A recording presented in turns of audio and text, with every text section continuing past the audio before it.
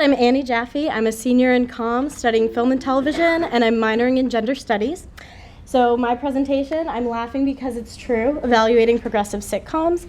I have been working remotely from Los Angeles with the help of my wonderful advisor, Professor Jaramillo, on this project. So what I wanted to do, as a woman who wants to go into comedy, I wanted to make sure that there was hope for women in comedy. So I chose 4 sitcoms, which I analyzed, for their representation of women and minorities, and then using my analysis, I decided that I was going to write a speculative script for one of those shows. Speculative script is a writer's calling card, and that means that it's kind of my resume when I go out there into the industry. And so for the speculative script, I take a pre-existing series, I write an original concept using those characters and using that premise, and I wanted to make sure that I could make it progressive. So there aren't really a hard and fast set of rules for analyzing television sitcoms because it's kind of an amorphous blob. It keeps going, it stretches on season after season. But movies have a finite start and end. In 2.5 hours, you're out of the theater. So people have kind of created tests for analyzing representation in films. So first off is the Bechdel test. It was created by Alison Bechdel, who's a comic artist, and it was kind of an unintentional test. She made this comic about how she only likes to go see movies that have a certain modicum of female representation in them. And so her rule was that she only sees movies who have 2 female characters, who have names, who talk at least one time in the film about something that isn't a man. So how many of you, does anybody know how many of the 2016 Best Picture nominees passed the Bechdel test? Guess, come on. You guys are like a little more pessimistic than I thought. I love it. But actually, 3 out of the 8 nominees passed, which is still very poor. That's very brutal. So there's something that needs to be done. But there's kind of another test that I wanted to look at. Does anybody know what this is? It's a sexy lamp, you're right. So the sexy lamp test was originally created for comics, and this is a test that if you can replace your female character with a sexy lamp without changing the meaning of the story, you don't have good representation. Yeah, real depressing. Does anybody know who this is? It's Ava DuVernay. She's the director of the Oscar-nominated film Selma about Martin Luther King Jr. And there's a test that has been made in her honor, kind of. And it's the idea that people of color should be represented in film, not as background characters, not as scenery, but they need to be holistically represented and identified characters with desires and stakes for their motivations. So using these tests, I kind of decided to make my own for sitcoms. So I know I'm in the College of One Math, but I got a 5 on the calc exam, relax. But I created this formula. Representation plus authenticity divided by the status quo is going to give you a progressive sitcom.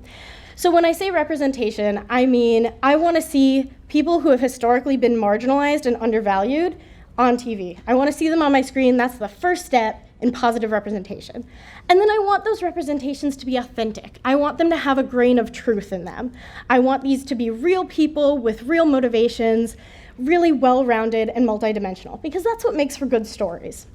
And then comedy affords a special privilege where you can challenge the status quo with jokes. So you laugh about it, and then if it's a good enough joke, you'll think about it later, and you'll wonder what it means.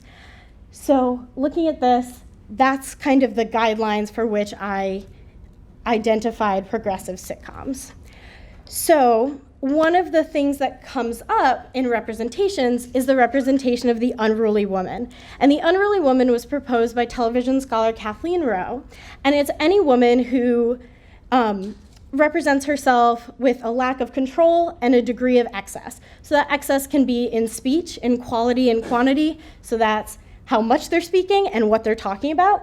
And then it can also be represented in their sexuality and how openly sexual they are, and even their body shape and their appetite. So these are kind of larger, louder women who break the mold of what femininity should be. So does anybody know who this is? It's Mae West. She is the original unruly woman. She was larger, she was wisecracking, and she was a star of the 1930s screwball comedies. She challenged the norms of femininity and what women could and couldn't say. And then she gave way to Roseanne, exactly. She was a stand-up comedian and the star of the sitcom that focused on a working class family. And she challenged the way that women should be represented on TV, and so that brings me to intersectionality. Her show was about being a woman in a working class family. Intersectionality is the intersection of the different social identities you have that contribute to the way that you're treated in society. So someone who is a woman and who is white is going to have a very different experience from someone who is a black man. The same with a black woman, the same with someone who's gay. There are all these different social identities that we bear that have an interesting effect on the way we move through the world. So I want to make sure that intersectionality is being represented. We have a lot of shows that are about white people on TV. We don't have a lot of shows about people of color, although that's changing, hopefully. Oscar's so white. We all know that it's a conversation in Hollywood.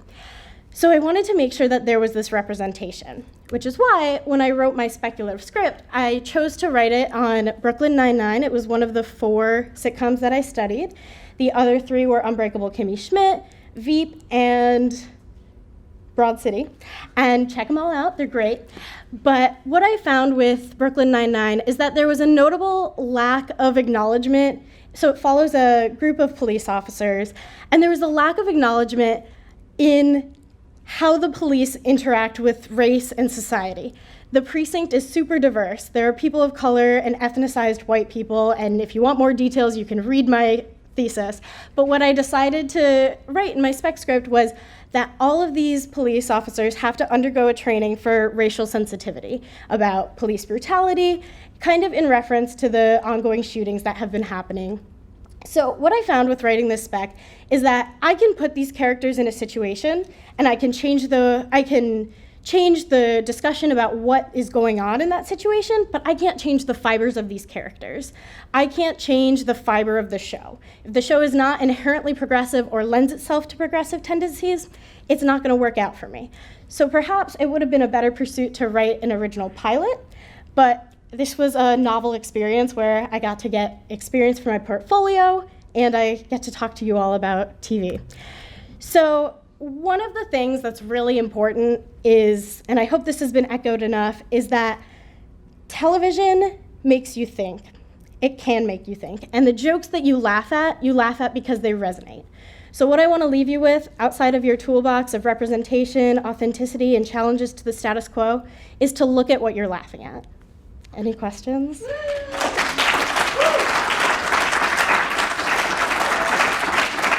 We got 5 minutes, so hit me. Annie, what's the next step for you? Oh my God. So I've been studying out in Los Angeles, and I was hired to be an assistant at a television network. Yeah. It's coming for you. Anything else? Anything pertinent to my project? No? Yes. How do you think that evaluations like this can actually be incorporated into television as it exists now? So I think one thing, Casey, we were talking about is like fixing the train while you're on it. So how do you revise Hollywood to make it more inclusive, make it more representative while it's still happening? Yeah, so you guys have a very special power as viewers. You guys can vote with your remote. So if TV shows are not getting good ratings, if nobody's tuning in, networks aren't going to fund them, and they're going to stop showing them. So everyone stop watching The Big Bang Theory. Just kidding, sorry. But no, you have this incredible power as viewers. You can be an empowered consumer, and you can challenge what you want to see on your TV. So if you know that there's a show that you really like, you think it's positive representation of women and minorities, and you want to see it keep coming back, watch that show. And tell your friends to watch it. Go ahead. I may have missed this in the presentation, but how did you pick the 4 shows that you were analyzing? So I picked 4 shows that at least I thought had potential for being progressive. And I also wanted to pick a show each from a traditional broadcast network, which is ABC, NBC, Fox, CBS. And then I wanted to pick a show from a cable network, so that's like Comedy Central or TBS, all of those, and then a premium cable, which is HBO or Showtime, and then a streaming show, which is Netflix. So that's why I chose Unbreakable Kimmy Schmidt. And I wanted to kind of compare the way that having the different forms of funding and regulation affects what can go on that show. And it's nuanced because the FCC regulates broadcast channels, but there's no regulation for Netflix, so they can kind of get away with whatever they want. Their funding comes from subscribers. So there's kind of an interesting way to look at that. And then I just chose shows that had some kind of diverse representation. Kind of playing off that, my question was about, like, what do you think the role of streaming channels is? For example, like, Orange is the New Black and Unbreakable Kimmy Schmidt are both on Netflix and both kind of the more progressive feminist shows out there. Do you think that there's a market, kind of like the groups that have the market in a more niche way? Or? Yeah, absolutely. I think that the niche part of it is huge.